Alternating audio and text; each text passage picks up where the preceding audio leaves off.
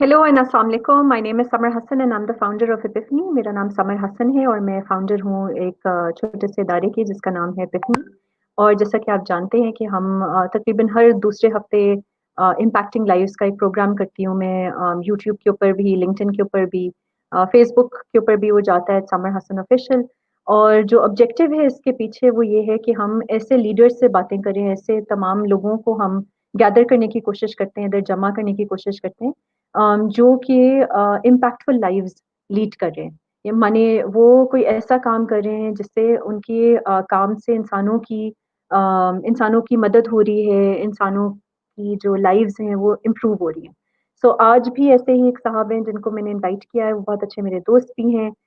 तकरीबन 1.5 साल हो गए, 1.5 साल से भी ज़्यादा अरसा गुजर गया है कि मैं उनसे पहली दफ़ा मिली श्रीलंका में।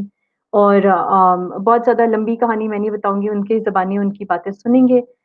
लेकिन कुशिल Gunasekera, I don't know how to pronounce it. Okay, I'm going to ask him right now for the correct pronunciation. लेकिन जिस तरह उन्होंने अपनी पूरी ज़िंदगी वक़्फ़ की है इंसानों की मदद करने के लिए, इंसानों की बेटरमेंट के लिए, I think it's an example for all of us. I am sure आप लोगों के बहुत सारे सवाल होंगे।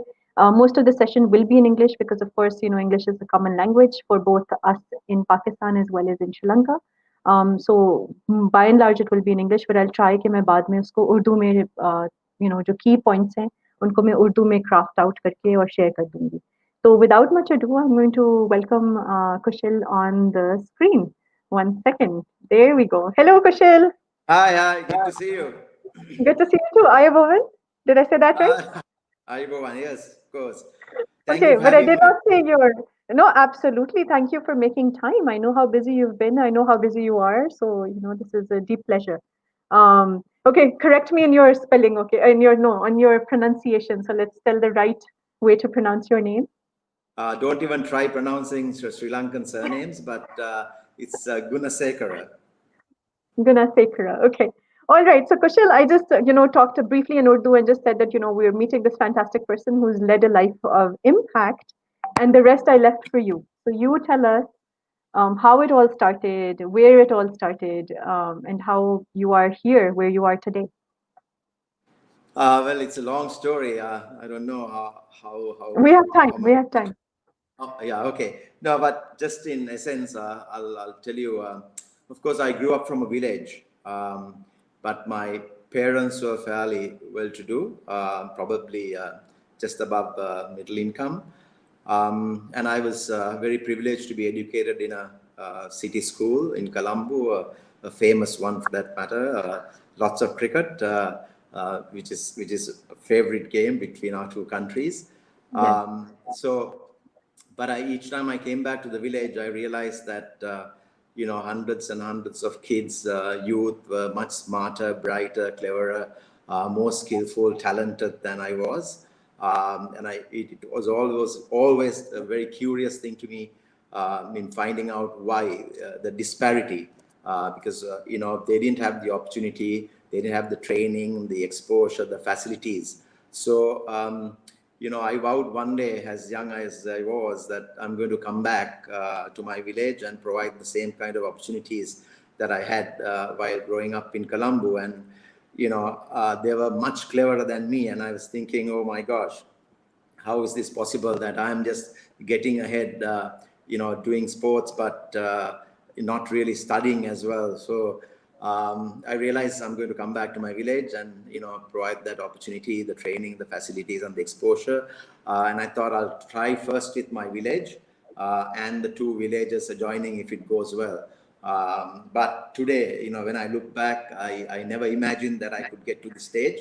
I'm in like 500 villages. So we have 11 centers across the country, serving the less privileged and the disadvantaged communities to make better progress. Just that the talent we have, whether it's in Pakistan, whether it's in Sri Lanka, Bangladesh, or India, where have you, there is so much talent out there, and they just lack the opportunity and the backing and someone to help them just to take that next few steps forward. So having done that, it just kept growing in abundance, and nothing multiplies so much as kindness. And this kept going, and here I am today, inundated with requests all over from Sri Lanka to support the rural communities. And if I tell you that I started with a budget of about $1,000 a month, way back in 1999, 20 years ago almost, or more, plus 20 years.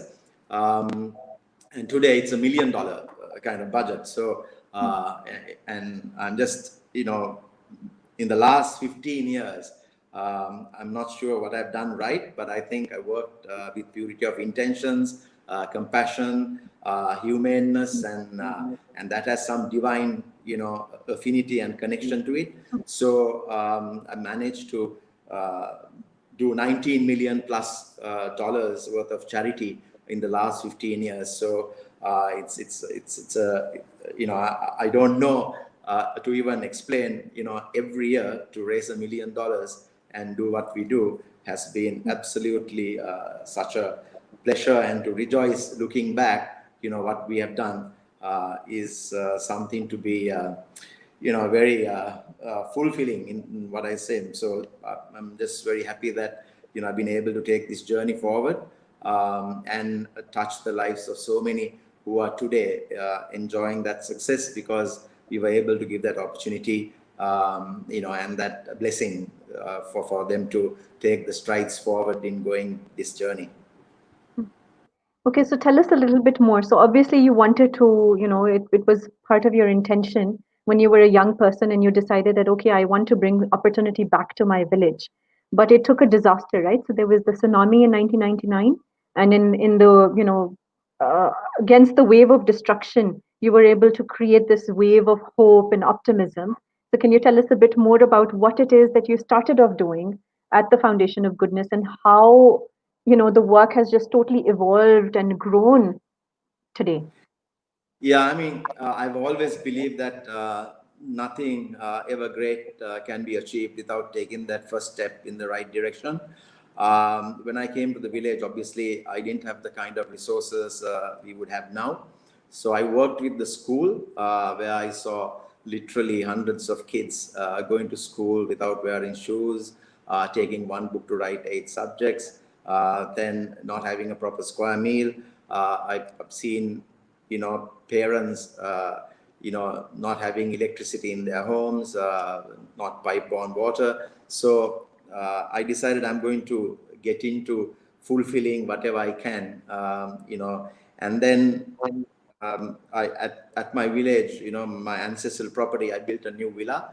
I was in a lucrative business trading sugar, so I was able to devote a lot of time and resources. So I built this first model called the Village Heartbeat Empowerment Center. So teaching kids English, training them in computers, women's empowerment, a maternity clinic, like a youth activity club, then let's say a play park. So it was like a busing center after school, and that consolidated the learning, post school sessions, and this used to be really a very productive and a meaningful outfit with some sports added as well.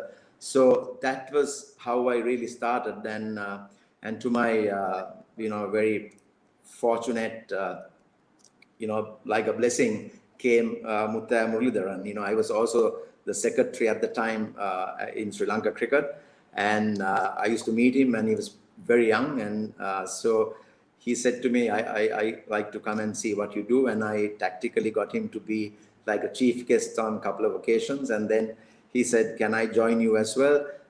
From that time, we have never looked back. He's been my first trustee, and then also he appointed me at the same time as the manager of his cricket career, and that was the first ever appointment a Sri Lankan cricketer ever made, and signed up a manager. So, and the other interesting part is that he was a Tamil and I was a Sinhalese. So we have really worked well through reconciliation, also being one part of it.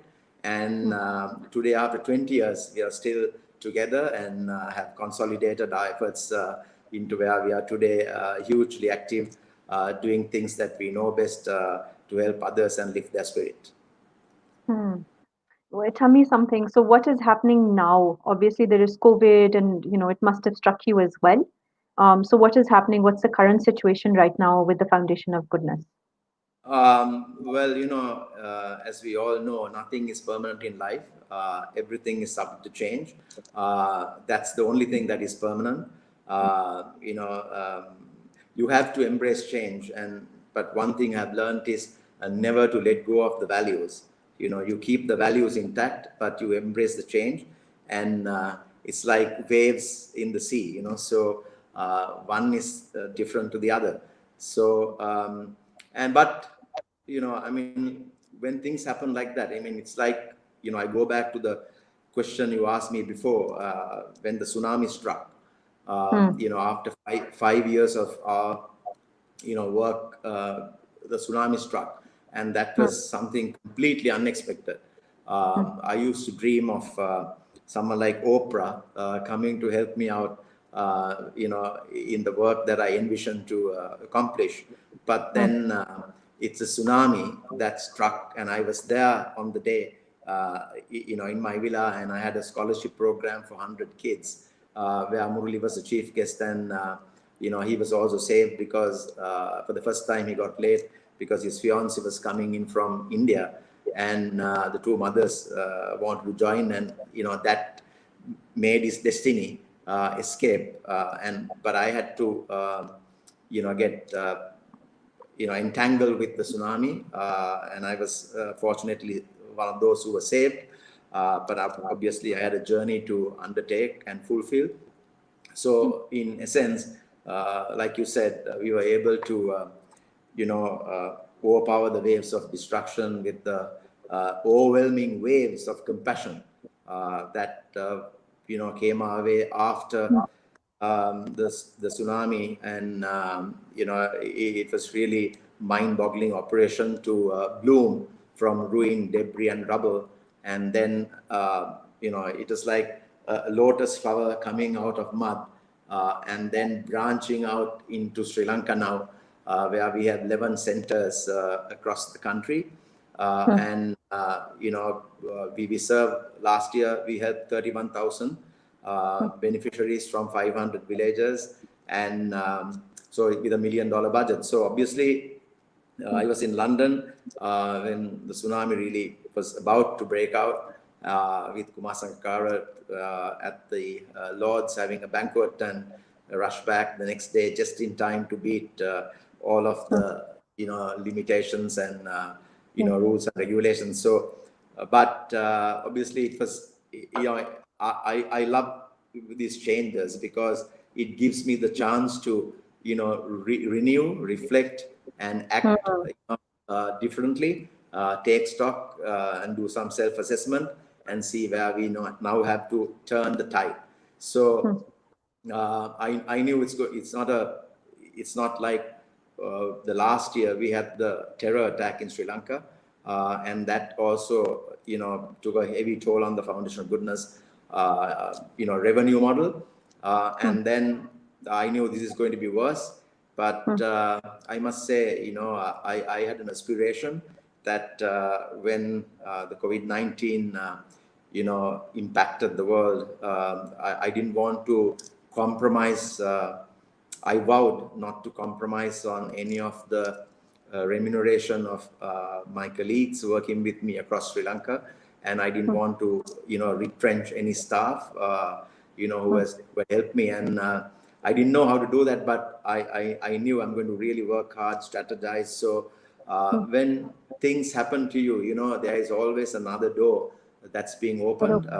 We often tend to close open the door which is closed, so never look at another door that has been opened. So it's all about turning a setback into a blessing. I know that every time adversity strikes, there is definitely something bigger and better waiting for us, and that positive mindset can get you to those goals. So So far for 5 months, when I thought that, of course, we took a we took a good look at our budgets, and like everyone would do so prudently, we cut 1/3 of our budget of that $1 million, but yet it was a daunting task, even to get to where we are at right now. But I must say, again, I use this word divinely, but divinely means you have to put in that kind of real hard yards. You have to be compassionate, you have to be humane, you have to be very sincere, genuine. You have to be able to uplift the spirit of the people with no expectations whatsoever. So I think there is some kind of when you put the best that you can to the universe gives it back to you both ways, positively and negatively. So, and over the last 5 months, we have come up with new strategies, because our sustainable income generation, where we were last year at 36% of our budget, and I was going to go 50% this year, and it just took complete a reverse, and gone back to levels of about like 10% or something of the budget. So I've tried everything possible, and trust me, there have been new donors who have come in and managed to cross the line. It's never easy when you have to still search for about $60,000, $60,000 to $70,000 every month. But for the last 5 months, I can share that been able to accomplish that even at the last minute, crossing the line. So 28th is my favorite day, or the 29th, when I could make allowances available to everyone without compromising. And then from the first of the following month starts my clock ticking again, how to reach that $70,000 every month. But I must say that the COVID-19 has, of course, changed the way the world is, without a doubt. But I must, one thing I realize is that as much as some people want to hold on to their money, that there are others who never had done any community aid work or given back to the community, are now saying, we were very rich, but we really didn't have time to think about other people. Our father died without even able to breathe fresh air. We had enough money for generations, so it's now time to give those who need it badly. So it's kind of a balance. And then, as I said, when one door closes, hopefully the next one opens. So and that way, it has really worked quite well. But the good thing is, strategically, for example, we never thought we could work from home, but I see that it has happened. I'm one person, I thought I could never be at home and not probably ever work out of home and be as effective as I could be. But I realized for 2 months, when we had weekly Google Meets or Zoom or what have you, it was as effective as anything else. So it's adapting to the situation and being positive, never giving up, looking ahead and doing the best you can. I've always believed in the 10 most powerful 2-letter words. If it is to be, it is up to me. Oh, okay. That's very, very nice and very inspiring, Kushal. And there are so many things that, it's coming back to me, right? So the first time we shared the stage together back in January, there was all of this conversation about divinity and purpose and finding the true meaning of your life and all of that, right? And there are a lot of young people now who are trying to lead lives of impact. They're interested in doing that, especially the millennials or Gen Z. They're interested because they see the situation the world is in, and they are trying to do that. So what would be some advice that you would you have for them? What would you like to recommend to them? How can they, like you said, how can they take that first step, and perhaps after that the second step, and the third and the fourth, and before you know it they'll be champions, right? So Yeah, what would you recommend? I think I am reminded of Mother Teresa, who said that, Hmm. it's not about doing great things, but it's about doing small things with great love. And if you look around us as youngsters, there are so many things that we can care and share with. But a lot of people try to do big things at the very outset. Even in a company, you grow slowly, steadily, and surely. So I think it's about doing these small things right, and then the universe has strange ways of connecting beyond that. So it's an intention that matters. If you have a good intention to help someone in need, then I think you can basically you never know what doors open for you to keep expanding on that scope. Hmm. So never hesitate to help someone in need. I mean, even if you can't, just smile with people. That smile can probably light up someone else's life, where they were looking for someone to smile and say hello or hi, whatever. And just do the small things right. I mean, like, I've seen so many kids, my own friends, sons and daughters, they come and ask me, uncle, how can we do projects without money? Hmm. I tell them, Hmm. can I go and see your wardrobe? So Yeah. I go and see their wardrobe, and I see, like, 50, 60 shirts, of which maybe half of them are still to be worn. So I'm asking them, can you not take 2 shirts out of this, get together with 10 friends, and you have 20 shirts, and go and donate to an orphanage? Likewise, your old books, your old toys, your shoes, so many things you have that you Hmm. can. Generosity is the first key feature of doing anything. If you are generous, if you have a generous spirit, even what you eat. I remember my mother telling me, when I was 10 years old, I had seen someone come to our doorstep and ask for a meal, and then she said, that I wanted to give my plate of rice to that gentleman who appeared on the door. So, I mean, these are the little things that you can actually start working out. And then, when you're an influencer, other people also join you, Hmm. because the what you give Hmm. brings you lasting happiness, is not what you receive. So it's giving away whatever you can is absolutely something that I always advocate. And generosity is something that you can actually rejoice, and giving is good, and you must give it that way. So for youngsters who are listening or wanting to make a change, or even adults for that matter, I mean, very often, let's say once a year you have your birthday, but Hmm. the beauty of life depends on how happy others are because of us. So, Hmm. whilst we love receiving presents, it is as blissful by giving away, and sharing your life with others who are in desperate need. So it's just starting that process, a little, one thing at a time, and then you'll keep going. Hmm.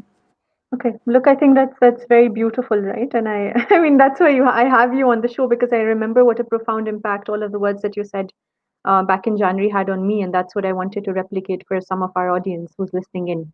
But what I wanted to ask you, right? So you just taking a step back, right? And you've talked about how you treat challenges with optimism and looking forward, finding new ways, new strategies.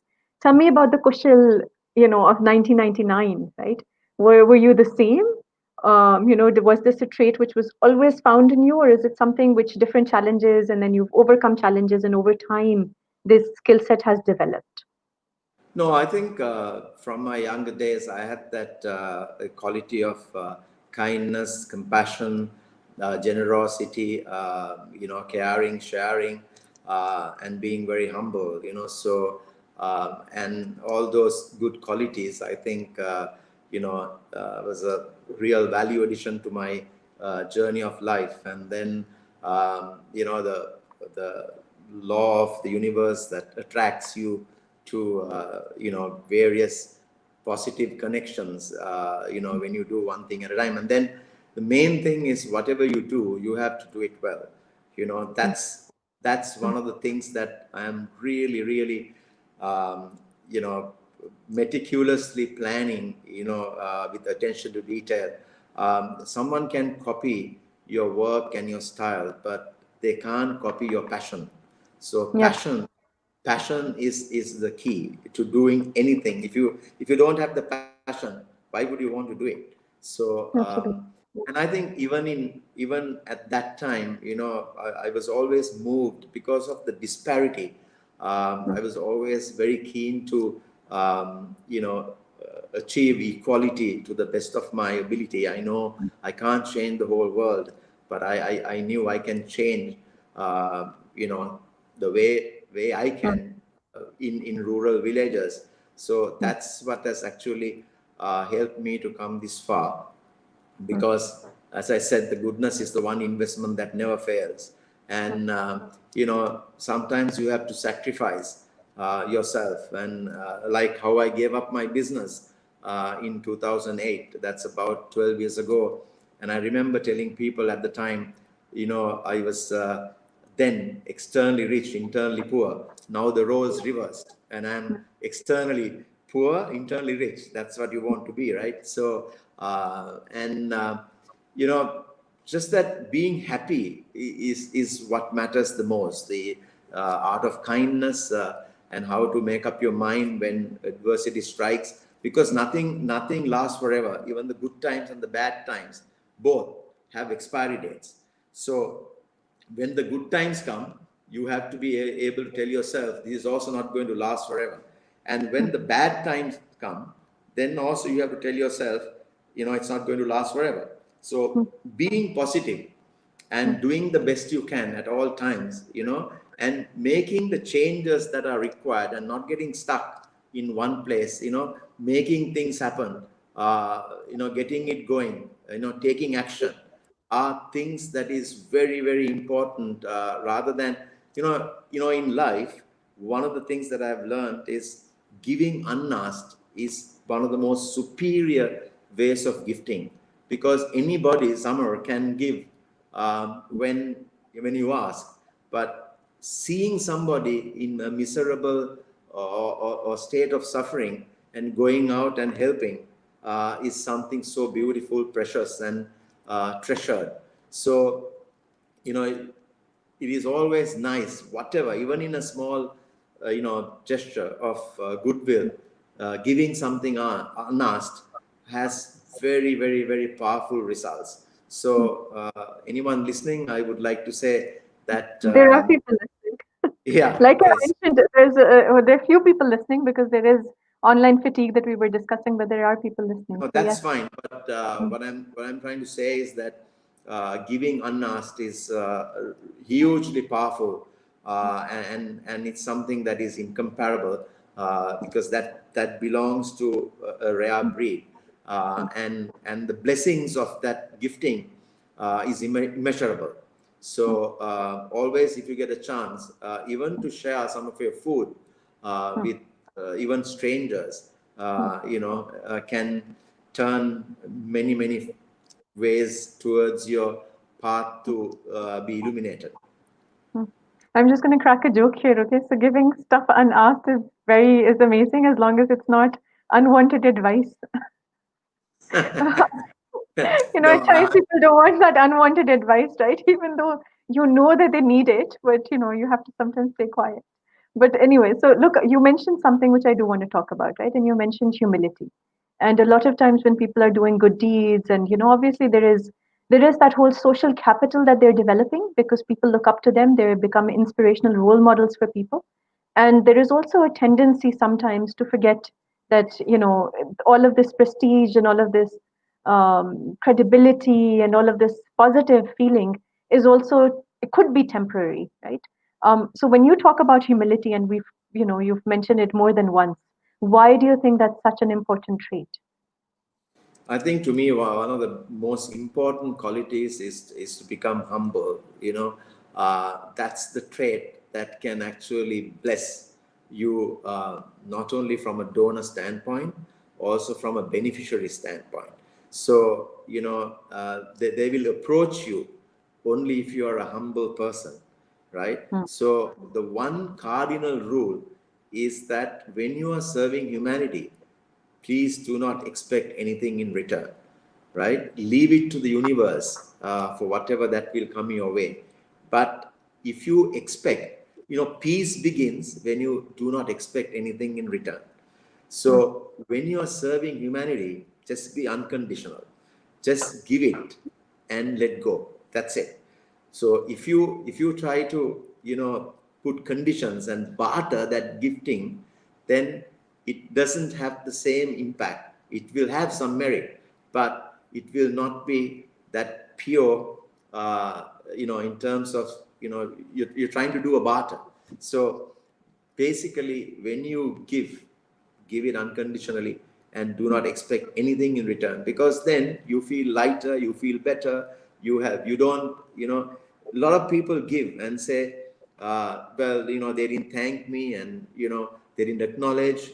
But that's the way it is meant to be. If the world is full of the same kind, it's never going to be interesting. So you have to be able to go beyond that and tell yourself, even if sometimes people come 4 or 5 times, asking, once you have helped them, uh, you know I'm not saying you have to be able to help them over and over again, because there are many others who also need help, just like the other ones. But it's nice to know that when you're trusted, and Yeah. that's the other issue. There's a lot of philanthropy out there in the world. Whom to trust is the question. There are donors, who would actually, they have tested me with $50 to see how I perform with that $50. And then, trust me, that same donor has Yeah. given me $100,000, because, he knew that whether they give you $1 or they give you $100,000, the treatment and your service and your attitude will not change. So it's not that you have to go behind the really wealthy people. Sometimes those who have little give more than sometimes the richest Absolutely. people. Yeah. Yeah. Sometimes they're quite So, generous. Yeah. yeah, and I think humility. Going back to humility, there's a saying: you have to be like the carpet, the doormat. Where Mm-hmm. people wipe their feet over and over again, and it still remain undisturbed. So that's the way you have to look at life. And the more humble you are, in my opinion, the more opportunities that work around you, because Absolutely. people don't approach those who are proud and arrogant, but Yep. they Absolutely. will they You will have to be they approachable. Mm. yeah, they'll always connect with someone who is Mm. humble and have feet very firmly planted on the ground. So like you gave the example of the carpet, right? So there's something which I've grown up with my mother telling us again and again, which was simply that look at a tree. So when the tree is laden with fruit, it bends, right? It becomes humble. It's bending in front of it, in front of you, offering the bearings and offering things for you, right? What you can benefit from.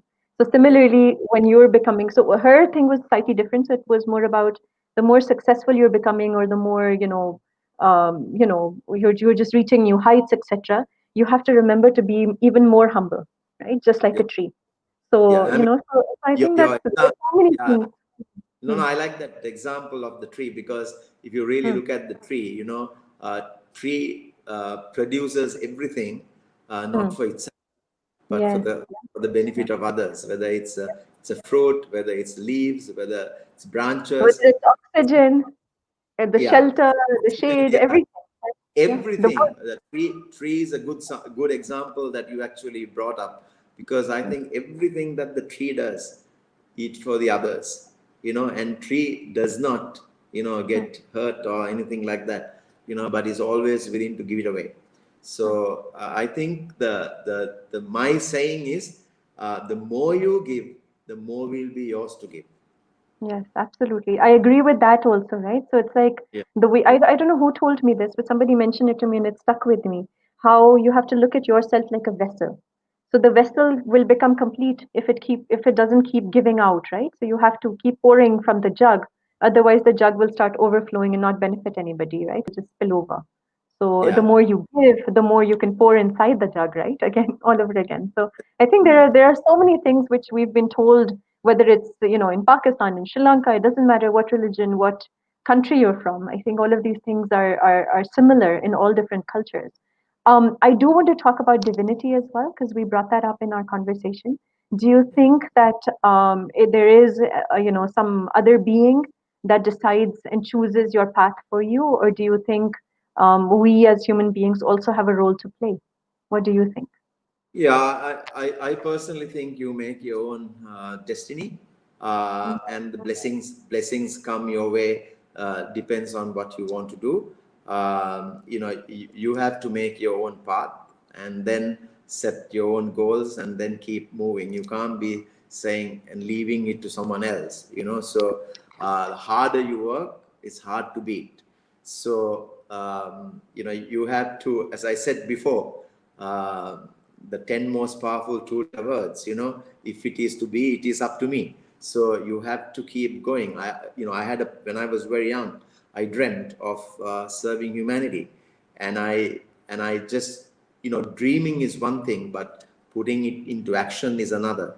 So Hmm. you need to basically work towards your goals and get to where you want to go to. But you have to be, you have to have the right technique of, strategy, Hmm. the, the, the background plan to get to that strategy, make, implementations right.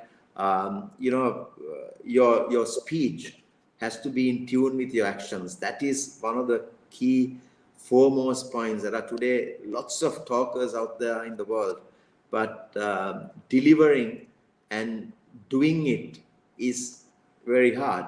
And Hmm. unless your theory is one thing, right, but translating that into action at grassroots level is another. Hmm. Hmm. So we need to keep doing, making, creating action, as I said before, making things happen. That is the most important thing. There's a lot of, we can get into a classroom and talk a lot about, how to get things done and plan and all of that, but executing it and Hmm. implementation is foremost. And when you do that, there are so many people, watching you, how you deliver time and again, and then people take you to trust. Then you get to deliver more. That's how it works. But I see lots of NGOs struggling to collect funds, and when I look at some of the uh, formulas or the techniques that they use, it's like a one-off shot. And they flirt with the donor, get the money, and then the feedback is not there. You have to be accountable. You have to surpass donor expectations. You have to be transparent, and more importantly, doing things differently. No point following the flock. You Hmm. have to swim upstream, and you have to twist the brand. These are some of the important things that I have found always, to give me an edge, or a niche in the work that you undertake. Hmm. So it's always about making the changes that are required. So that's the way to rebuild and impact lives, rather than just waiting things to happen and say, someone would always say, the day I get some money, I'm going to basically make the change. That day may never come. So if you start, I didn't wait for someone to give me that break and say, here is some money and go and do something. Hmm. I decided I'm going to make the change with just giving a pair of shoes to Mhm. someone who didn't have.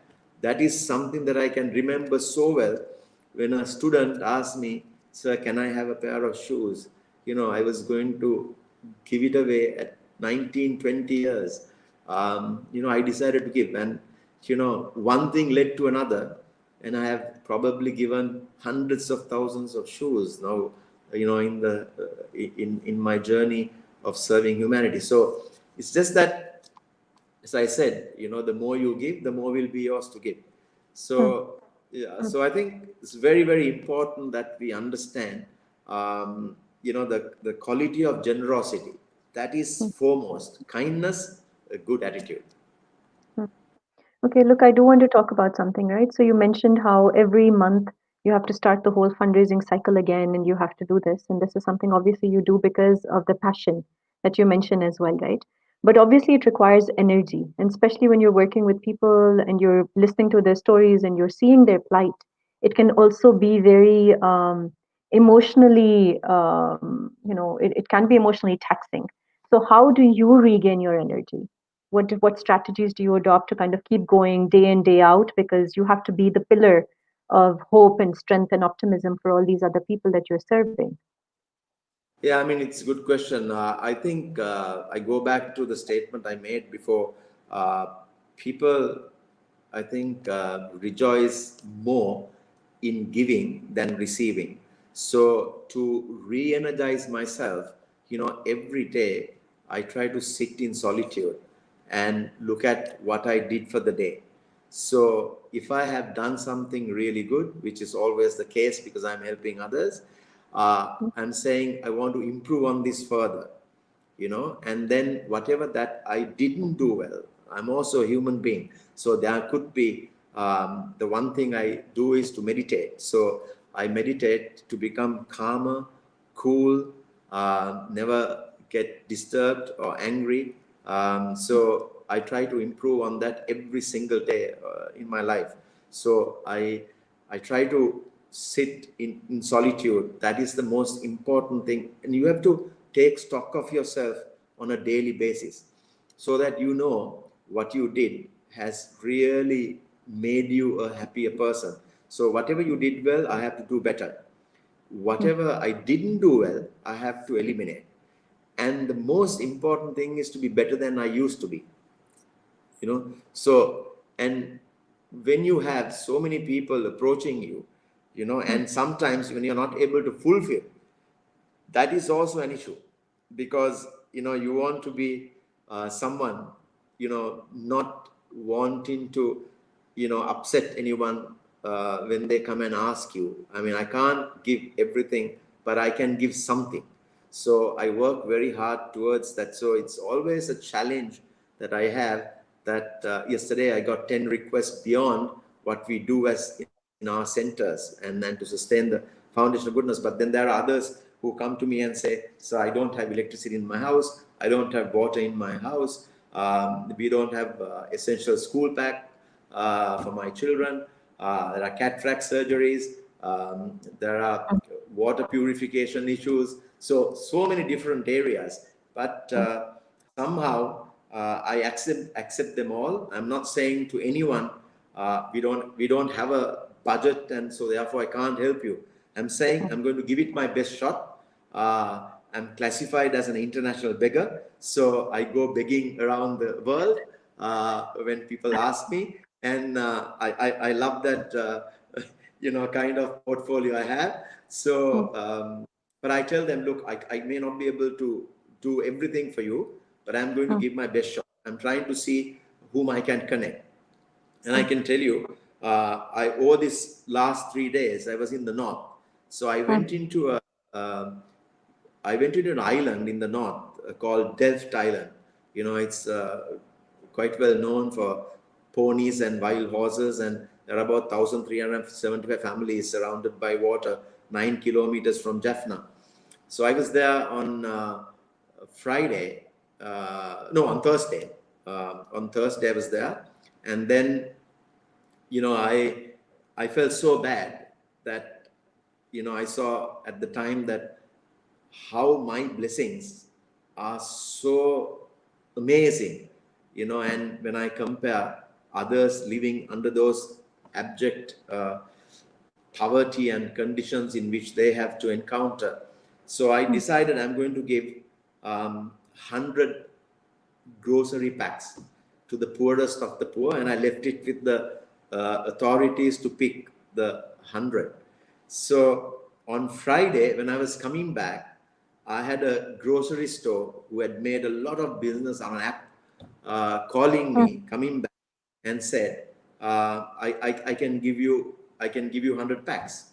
So what I was going to anyway give these 100 packs from another donor. But when I was coming back, I got this mysterious call and said, we've done so well. We want to give you like 3% of our business revenue for the Foundation of Goodness to do what they do best. And I said, at this very moment, I just pledged 100 packs, and you're calling me now, and it amounts to the same value. So it's like that. If your intentions are pure, if your heart is good, and if your mind is clear, then you have a path to take that is very divine and sparkling. So it's just that being happy every moment is some art that I have learned by meditation, so that everything is subject to change. And it's a mind makeup, so it's like the beauty makeup. You make up your mind and you cleanse your heart. That's what it is. Yeah. Look, I wanted to ask you something else as well, right? And I wanted to talk about happiness because a lot of people struggle. They struggle to find happiness. And in a way, I also want to kind of talk a little bit about what you think about selfishness, right? So while, yes, we are giving to people, but it also makes us happy and we want to keep doing it because it makes us happy, right? So in a way, we're being selfish about our own happiness. So would you agree to that? Sometimes I think that, right? That good, Yeah, kind-hearted people, they are good, kind-hearted people, but we like doing it because we like I've the heard way it feels. Yeah, I've heard this so many times from various people. We are also selfish because we want to be happy by giving. But trust me, that thought never crosses my mind. I am giving because I'm able to let go, and I'm not looking at happiness from that standpoint. I'm just doing it without having that condition in my mind. I'm not bartering. If you think by giving, okay, I'm going to be a happy person, then you're coloring your mind. We just give it and don't think about it. Live in the present, enjoy the moment. Past is gone, the future is unknown. So you just keep giving and doing the best you can at the time. But you don't think that because I'm going to give, I'm going to be a happier person. No, even whether you give or not, but giving is so important, and it does play a role towards your levels of happiness. But you must not be thinking of that as a precondition, and that is what inspires you to give. Your compassion. Understood. Yeah. Yeah. Yeah, it's a compassion. You see someone, when you go on the road, very often I have seen people struggling, and I have stopped to basically go and do something. And even when you stop at a traffic light in the emerging uh, world that we live, Yes. developing world that we live. So, when you stop at a traffic light and someone comes, often some people sitting next to me in the car would have told me, why do you want to give? Because they either go do something wrong, take alcohol, drugs, what have you.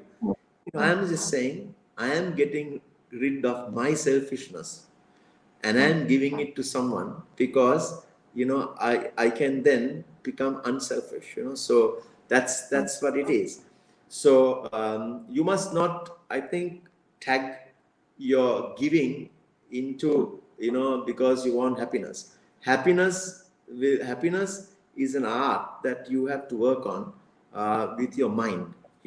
So it's your mind, because if your mind knows that nothing is permanent, everything is going to change, praise or blame, joy or sorrow, victory or defeat, gain or loss is going to get to everyone at some point in time.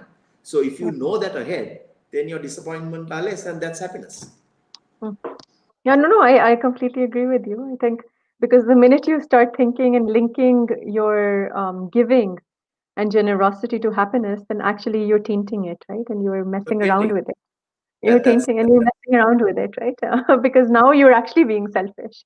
But anyway, I thought it was important to ask because, this does come up on and off, right? yeah. One more thing which keeps coming up, right? And this is something which you reflected on how you sold your business and you actually decided to pursue a very different life from the life that you could have led, right? And so my question to you is, did you face any cultural pressure, peer pressure, family pressure, people telling you, what are you doing? Are you crazy? When you were shifting from being an affluent person to somebody who was going to do this and become an international beggar, like you said, right? So, did you face any challenges, and how did you overcome them? Yeah, I mean, there are a lot of people who are around you, like you said, the family or your friends, or they'll say you're a crazy person. Even now, they say, you're so crazy to go spend so much time doing this, that, and the other. But you have to choose the path that is yours, not someone else's. If you go to listen to other people, and if you don't work out your own destination, then you're going to be in trouble. So you need to find that balance. So obviously, you take a chance, you take a risk. But I can tell you, when you take on divine work sincerely, genuinely, passionately, and as I keep always saying, with purity of intentions, it has some amazing law of attraction from the universe. And I'll tell you, I have things that have happened to me since I gave up my lucrative business. Even if I was still in the business, I couldn't have enjoyed those, things that I have got now. It's amazing what I have been blessed with doing this work. Again, I don't expect it. It comes at the most unexpected time, and it's really changed my life for the better. When I had all the money in the world, I wasn't this happy. So but leading this path, I have been, I've been really a blessed person. And I count my blessings, because I always think the best is yet to come. I always think it could have been far worse. It could have been far worse. And then I thank myself for the person who I am, and I'm able to change and help other people the way I can with my strength. So, and one thing I do is I try to look at things in a very organized, meticulous manner with attention to detail. So, all those planning and things like that are really good for your path. But when you obviously give up a lucrative business and you're going into a territory that, and also I'm doing it voluntarily, so it's not easy to keep going. But I, of course, work on some other businesses, helping few people here and there. But the contentment I have is is uh, Unmatched. is not easy to describe, the contentment. And that's contentment is also is happiness. So with whatever you have, you're happy, right? It's not about knowing that the neighbor has a much bigger car, and Absolutely. I don't have. Yeah. It is not like that. But it is, in my rejoicing in the neighbors having a better car is also happiness. But you have to be sincerely able to, relate to that, kind of circumstance. So that's what it is. So, look, Kushal, thank you so much for sharing all of this wisdom with me and with anybody and everybody who was listening or will be listening in the future. Thank you so much. I'm going to ask you for your final thoughts. What message would you like to leave your audience with? Yeah, I mean, like, I would say, whatever you do, you have to do it very well, passionately. that is the most important thing, in my opinion, because whatever we take on, we have to deliver, and I think talking is one thing, doing is another. So if you promise, then you got to deliver. Mm, So that to me is really very important. And be true to yourself. So even in secrecy, try not to do something wrong, because your conduct, your face value can be one thing, your conduct is another.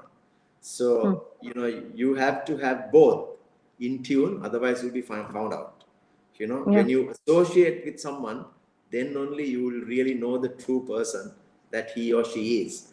But, Mm, you know, promising, let me sum it up and say, always try to under promise and over deliver. mm, mm. I think that's very, very smart advice, right? Under promise and over deliver. All right.